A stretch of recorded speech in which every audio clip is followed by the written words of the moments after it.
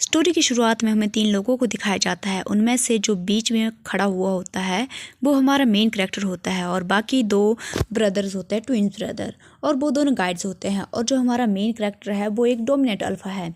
तीनों एक फॉर्ट्यून टेलर के पास खड़े हुए थे। डोमिनेट अल्फा अपने सामने बहुत सारे कार्ड्स को देखकर पूछता है, इन कार्ड का क्या मतलब है?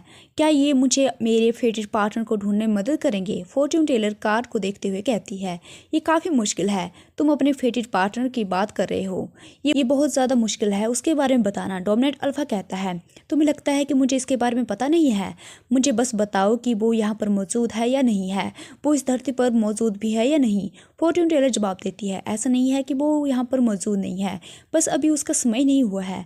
डोमिनेट अल्फा फिर से पूछता है, और वो आखिरकार समय कब आने वाला है? क्या अभी भी बहुत ज़्यादा दूर है? मुझे और कितना ज़्यादा इंतज़ार करना होगा? कृपया ये मत कह देना कि वो एक मोर्टिशियन है जो मेरी मौत के बाद मेरी लाश देखने के लिए आएगा। बातें सुनकर फॉर्ट्यून टेलर अपना सिर पकड़ लेती है और अपनी शक्ति का उपयोग करते हुए उसके भविष्य को देखने लगती है। फिर वो कहती है, मुझे एक बहुत ज़्यादा प्रबल आग दिखाई दे रही है और संभवतः वो कोई एक ऐसा पर्सन है जो दूसरों की मदद करने में काम करता है। डोमिनेट अल्फा पूछता है, मतलब फायर फाइटर? फॉर्ट्यून टेलर जवाब देती है, मैं इतना ज़्यादा स्पष्ट उत्तर नहीं दे सकती हूँ कि वो आखिरकार फायर फाइटर हो सकता है या नहीं। वो फायर फाइटर हो भी सकता है और नहीं भी हो सकता है, वो महिला भी हो सकती है और पुरुष भी।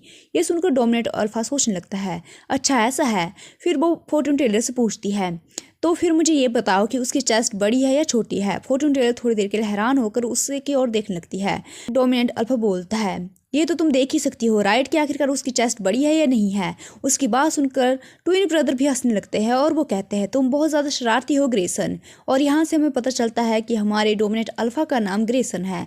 ग्रेसन की बात सुनकर फॉर्ट्यून टेलर घबरा जाती है। वो एक और कार्ड निकालती है और कहती है, उसकी चेस्ट बड़ी है। ये सुनकर ग्रेसन मुस्कुराता है और कहता है, तो फिर वो एक महिला है। चलो अब चलते हैं, हमने यहाँ पर वैसे भी काफ़ी ज़्यादा समय बर्बाद कर दिया है। उन्हें जाते हुए देखकर फॉर्ट्यून टेलर मन ही मन में सोचने लगती है, वो एक महिला है, लेकिन फिर मैं पिछली रीडिंग में उसका जेंडर साफ साफ क्यों नहीं देख पाई? बहुत ज़्यादा अजीब है, शायद मुझे एक और कार्ड निकाल देना चाहिए। वो एक और कार्ड निकालती है और कार्ड देखते ही बहुत ही ज़्यादा बुरी तरह से चौंक जाती है। उसके हाथ कांपने लगते हैं क्योंकि उसके हाथ में एक डेविल कार्ड आया हुआ था। डेविल कार्ड को देखते ही ग्रेसन की ओर देखती है और सोचती है, ये बहुत ही ज़्यादा अशुभ है, बहुत जल्द कुछ भयानक होने वाला है। इसके बाद सीन चेंज होता है। ग्रेसन और ट्विन्स ब्रदर को बार में दिखाया जाता है जहाँ पर तीनों बैठे हुए होते हैं।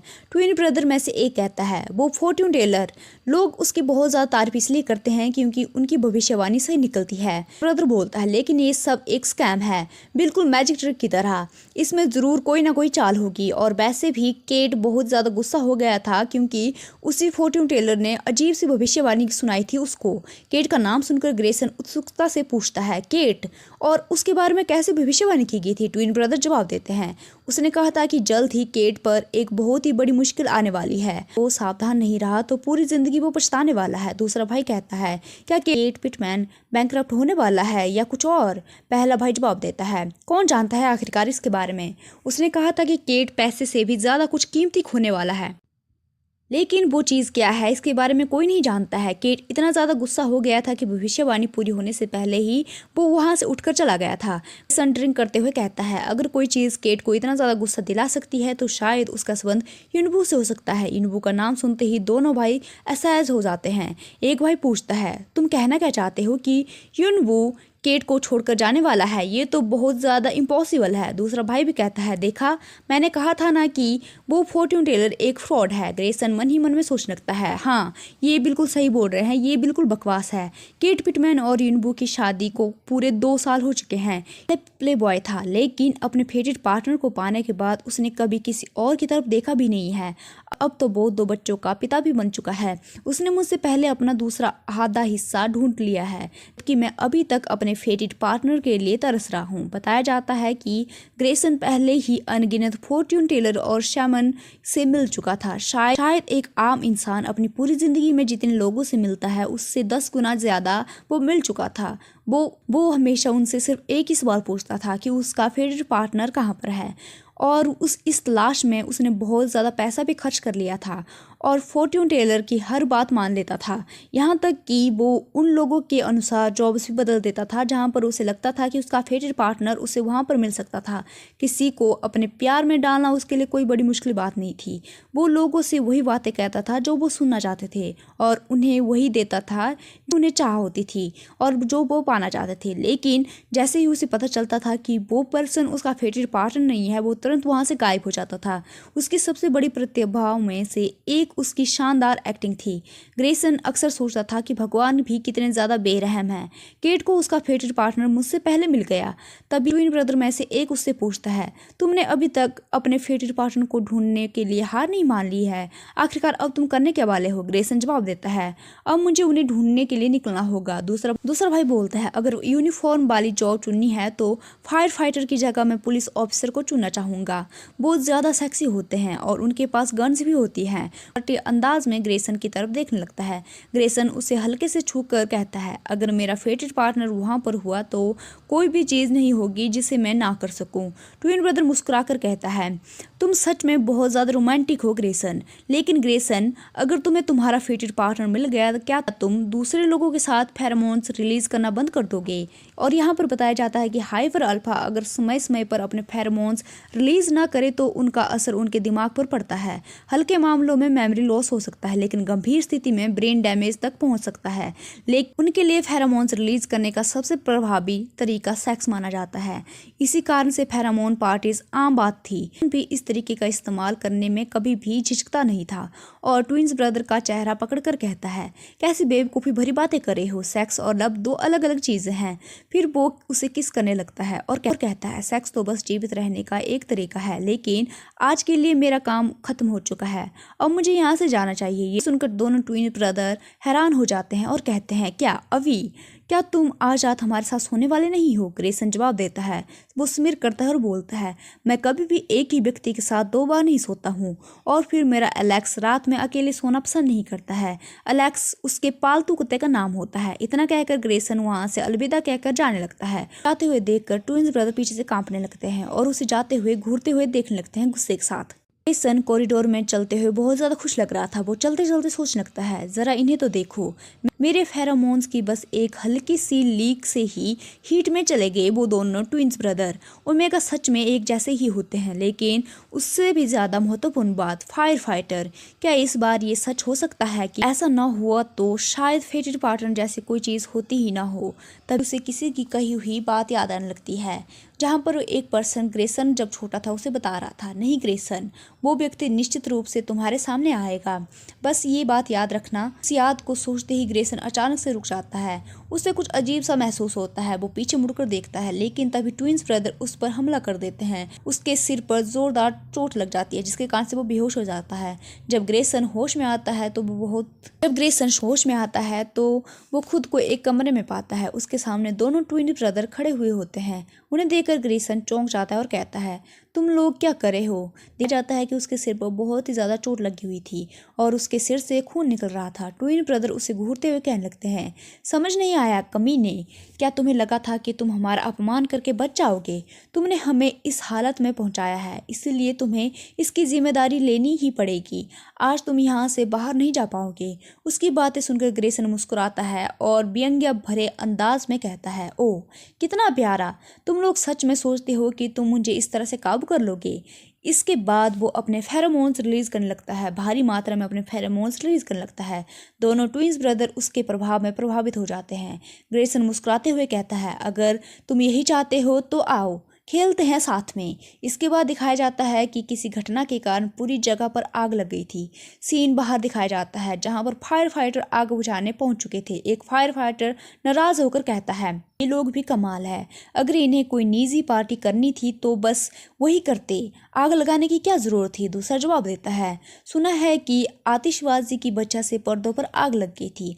पहला फिर कहता है, इतने अमीर हाइपर अल्फा है, क्या इनके पास निजी फायर फाइटर भी नहीं होते हैं? और वहीं पर देखा जाता है कि फायर वाले प्लेस से बाहर बहुत सारे अल्फा और ओमेगा को दिखाया जाता था, जो सभी लोग नेक्ड थे। एक फायर फाइटर कहता है, आखिरकार इन्हें भी वही पानी इस्तेमाल करना पड़ा। अगर आग फैल गई तो सबकी समस्या बन जाएगी और सबसे बड़ा बोझ हम फायर फाइटर पर ही पड़ने वाला है। दूसरा फायर फाइटर कहता है, बस शिकायत करना बंद करो और निकलने की तैयारी करो। फिर एक और फायर फाइटर बोलता है, हमें सिर्फ अंदर फंसे लोगों को बचाने पर ध्यान देना चाहिए, ठीक है? उसका साथी जवाब देता है, हाँ, भेदभाव मत करना, चाहे वे हाइपर अल्फा ही क्यों ना हो। अगर वे अंदर फंसे हुए हैं तो हमें उन्हें बाहर निकालना ही पड़ेगा। यही पहली बार दूसरे मेन कैरेक्टर को दिखाया जाता है, जो कि एक डोमिनेंट ओमेगा होता है। वो आत्मविश्वास से जवाब देता है, समझ गया। यही हमारा दूसरा मेन कैरेक्टर होता है, जिसका नाम डैन होता है। डैन अपनी टीम के साथ आग बुझाने की तैयारी कर रहा था और रेडियो पर बोलता है, डैन स्ट्राइकर फायर जोन में प्रवेश कर रहा है, मैं आपके ठीक पीछे रहूंगा। दूसरा पर्सन बोलता है। इसके बाद डैन पूरी तैयारी के साथ जलती हुई इमारत में अंदर चला जाता है। पीछे खड़े कुछ लोग उसे देखते हुए बोलने लगते हैं, वो फायर फाइटर जानबूझकर डोमिनेंट अल्फाज को नज़रअंदाज तो नहीं कर रहा है, राइट? दूसरा व्यक्ति मुस्कुराकर जवाब देता है, बिल्कुल नहीं। वो चाहे कितनी भी बड़ी बड़ी बातें कर ले, लेकिन काम के दौरान कभी भी अपनी निजी भावनाओं को बीच में नहीं लाने देता है। वो हल्का सा शर्माते हुए डैन की तरफ देखने लगता है। उधर कुछ फायर फाइटर लोगों को सुरक्षित बाहर निकाल रहे होते हैं। तभी ऊपर से एक बारटेंडर घबराकर डैन से कहता है, कृपया मदद कीजिए, दाईं ओर वाले कॉरिडोर के आखिरी कमरे का दरवाज़ा बंद है। मैंने पहले वहां पर ड्रिंक सर्व की थी और मुझे लगता है कि वहां पर अभी भी कुछ लोग फंसे हुए हैं। डैन तुरंत उस दिशा में बढ़कर चला जाता है और पीछे से एक फायर फाइटर चिल्लाता है, रुको डैन, मैं भी तुम्हारे साथ आ रहा हूँ। बारटेंडर डैन को कहता है, मेरे पास चाबी नहीं है, इसलिए हमें जबरदस्ती करके दरवाज़ा तोड़ना पड़ेगा। डैन अपने हाथ से कुल्हाड़ी पकड़ता है और कहता है, कोई बात नहीं, तुम लोग बस बाहर निकल जाओ। वो अकेले दरवाजे की तरफ पहुंच जाता है और एक ही बार में उस दरवाजे को तोड़ देता है। वो कमरे के अंदर एंटर करता है और आवाज़ लगाता है, क्या यहाँ पर कोई है? लेकिन तभी उसकी नज़र सामने जाती है। वहाँ दोनों ट्विंस ब्रदर पूरी तरह से कांप रहे थे। उनकी हालत बेहद ज़्यादा ख़राब थी। उन्हें देखकर डैन सोचता है, ये शौक में है? नहीं, ये नशीले पदार्थ के असर में है। फिर वो ध्यान से निरीक्षण करता है और समझ जाता है कि ये नशीले पदार्थ के असर में नहीं है। कमरा फेरोमोन से भरा हुआ है और दोनों उन फेरोमोन्स के प्रभाव में अपना नियंत्रण खो चुके हैं। तभी उसे किसी के हंसने की आवाज़ सुनाई देती है। वो और कोई नहीं बल्कि ग्रेसन होता है, जो इसमें बेड पर बंधा हुआ था। वो ट्विंस ब्रदर की हालत को देखकर बहुत ज़्यादा हंस रहा था। उसे देखकर डैन मन ही मन में सोचने लगता है, ये पागल कौन है? फिर उन्हें एहसास होता है कि धुएं के बीच में जो फेरोमोन सेंट मुझे महसूस हो रही थी वो इसी आदमी से आ रहे थे। वो तुरंत अपना मुंह ढक लेता है। धत डैमिट, ये अल्फाज भी एक जैसे ही होते हैं। तभी एक और फायर फाइटर कमरे में पहुंचता है और पूछता है, डैन, क्या तुम ठीक हो? लेकिन सामने का दृश्य देखकर वो भी बहुत ज़्यादा हैरान हो जाता है। उसे भी पहले लगता है कि शायद किसी नशीले पदार्थ की वजह से ऐसा हुआ होगा। डैन उसे समझाता है, नहीं, ये नशीले पदार्थ की वजह से नहीं हुआ है, ये सिर्फ फेरोमोन्स का असर है। फिर वो आदेश देता है, इन दोनों ट्विंस ब्रदर को बाहर ले जाओ। फायर फाइटर ट्विन ब्रदर को उठाकर बाहर की ओर ले जाने की कोशिश करता है, लेकिन वो दोनों संघर्ष करने लगते हैं और चिल्लाते हैं, नहीं, हमें यहीं पर छोड़ दो, हमें मत जाने दो। फायर फाइटर चिल्लाकर झुंझलाकर बोलने लगता है, मुझे फर्क नहीं पड़ता है कि तुम लोग आखिरकार इस समय क्या चाहते हो। पूरी इमारत इसमें आग से जल रही है, अभी बाहर नहीं निकले तो सभी यहीं पर मारे जाएंगे। लेकिन ट्विंस ब्रदर उसे धक्का देकर दूर हो जाते हैं और ग्रेसन की तरफ देखते हुए विनती करने लगते हैं और बोलते हैं, और हमें और चाहिए। ग्रेसन उनकी हालत देखकर सिर्फ हंसता रहता है। डैन गुस्से में फायर फाइटर को कहता है, जरूरत पड़े तो इन्हें घसीट कर बाहर ले जाओ, हमारे पास समय नहीं है। फायर फाइटर आखिरकार दोनों को जबरदस्ती बाहर ले जाता है। वे रास्ते भर चिल्लाते रहते हैं। अब कमरे में केवल डैन और ग्रेसन रह गए थे। डैन मन ही मन में सोचता है, मुझे महसूस हो रहा है कि यही वही चीज़ है, डोमिनेट अल्फा के फेरोमोन्स। यही वजह है कि उन दोनों की हालत ऐसी हो गई थी, बुरी तरह। ऐसी स्थिति में फेरोमोन्स छोड़ने का और कोई कारण नहीं हो सकता है सिवाय उन्हें अपमानित करने का। वो गुस्से से ग्रेसन की तरफ देखकर चिल्लाता है, रामजादे, बस करो, डैमिट। इसके बाद डैन भी अपने फेरोमोन्स छोड़ता है ताकि सामने वाले अल्फा के प्रभाव को दबा सके। जैसे ही ग्रेसन को वो सेंट महसूस होता है, उसका चेहरा अचानक बदल जाता है। वो चुपचाप डैन की ओर देखने लगता है। उसके मन में केवल एक विचार आता है, ये खुशबू। लेकिन इससे पहले कि वो कुछ समझ पाए वो बेहोश हो जाता है। जब उसकी आंख खुलती है वो अस्पताल में होता है। एक नर्स उसके पास आकर कहती है, आखिरकार आप जाग गए।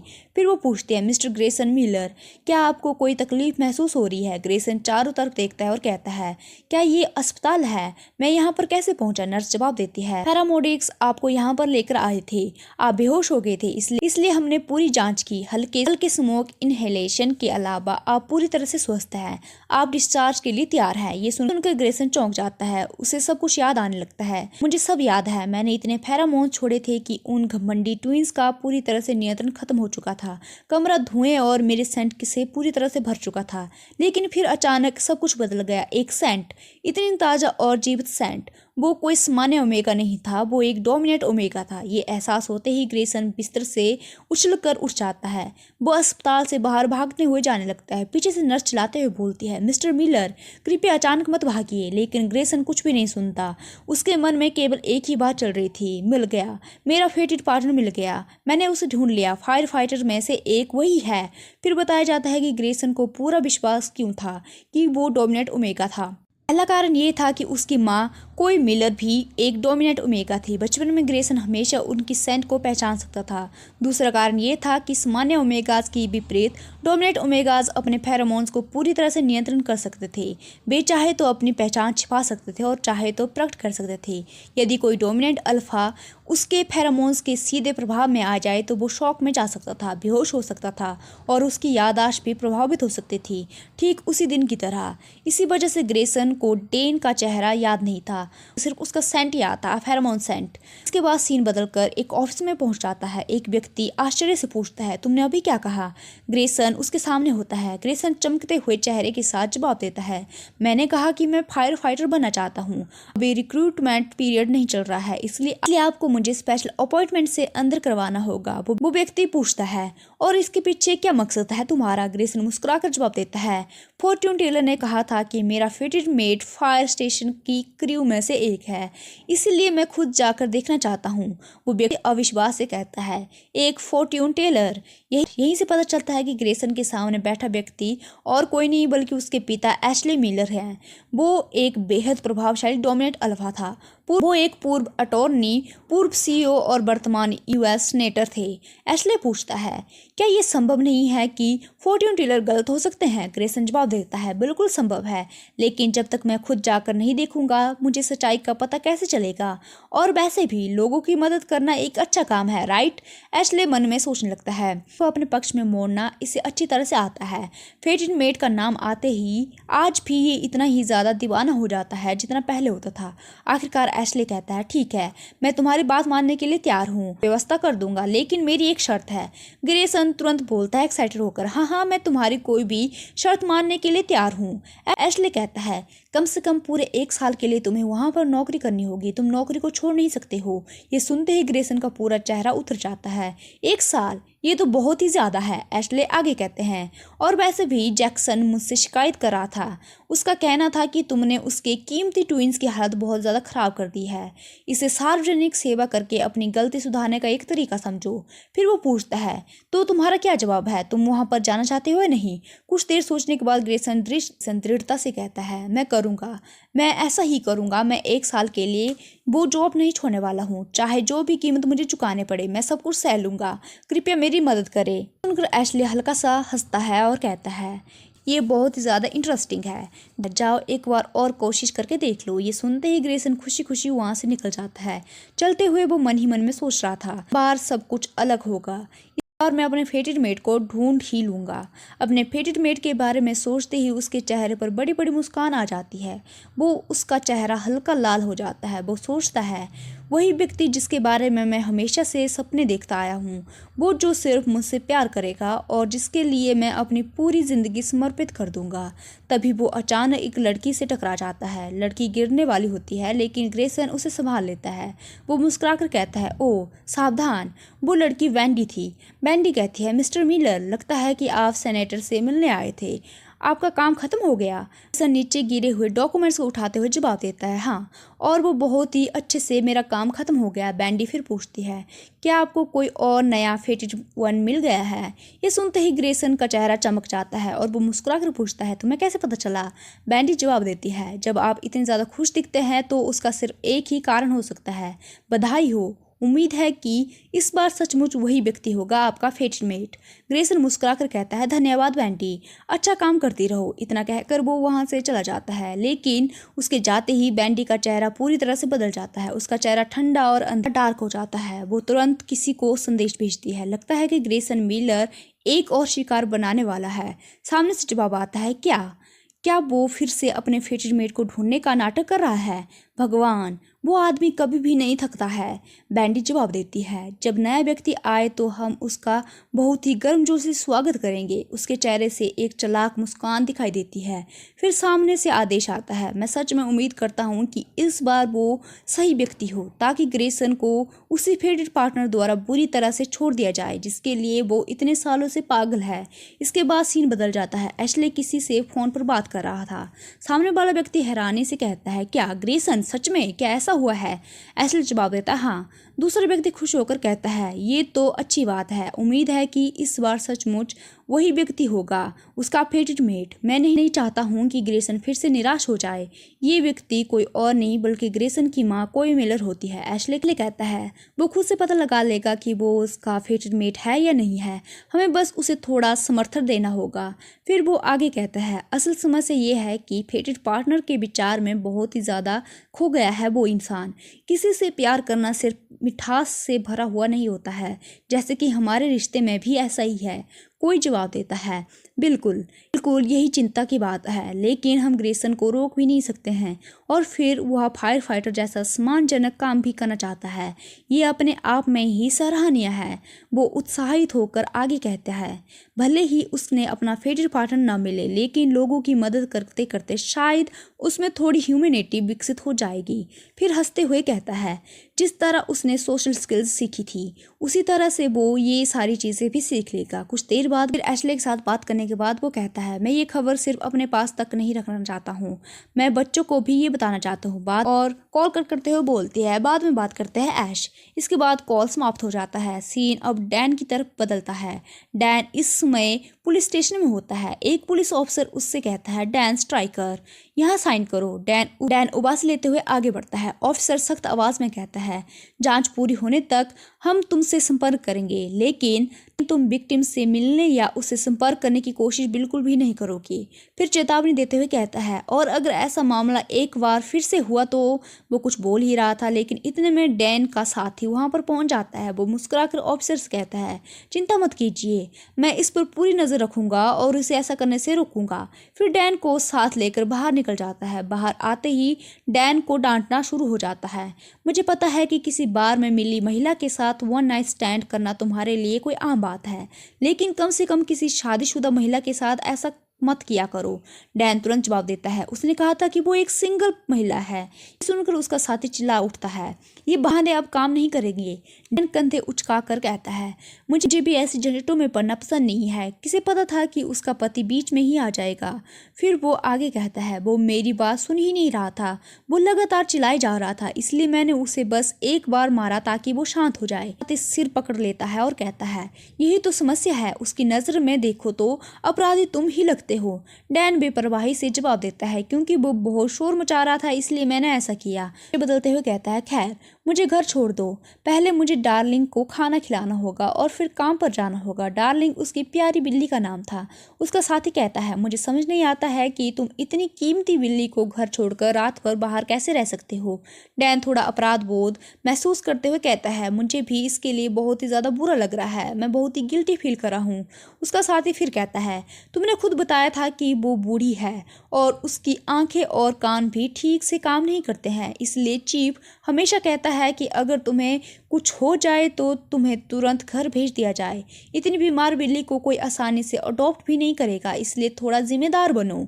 डैन हार मानते हुए जवाब देता है, ठीक है, मैं के लिए मैं खुद को नियंत्रित रखूंगा। फिर वो दोनों कार में बैठ जाते हैं। वो फिर उसका साथी अविश्वास से बोलता है, मैं मान लेता हूँ कि ये तुम्हारा आखिरी बार था, इसके बाद तुम ऐसी हरकतें नहीं करोगे। डैन थके हुए स्वर में जवाब देता है, हाँ, जैसा तुम कहो वैसा ही होगा, मैं ऐसी कोई भी हरकतें करने वाला नहीं हूँ दोबारा से। कुछ देर बाद उसका साथी पूछता है, वैसे क्या तुमने सुना है, मिलर फैमिली का दूसरा बेटा आज फायर स्टेशन में आने वाला है। डैन हैरानी से पूछता है, वो कौन है? साथी जवाब देता है, मिलर फैमिली का दूसरा बेटा, सुना है कि वो अगले 1 साल तक फायर फाइटर के रूप में काम करेगा, उसे रिपोर्ट करना है है। डैन कुछ पल सोचता है और फिर बोलता है, आखिरकार मुझे उससे क्या ही लेना देना है।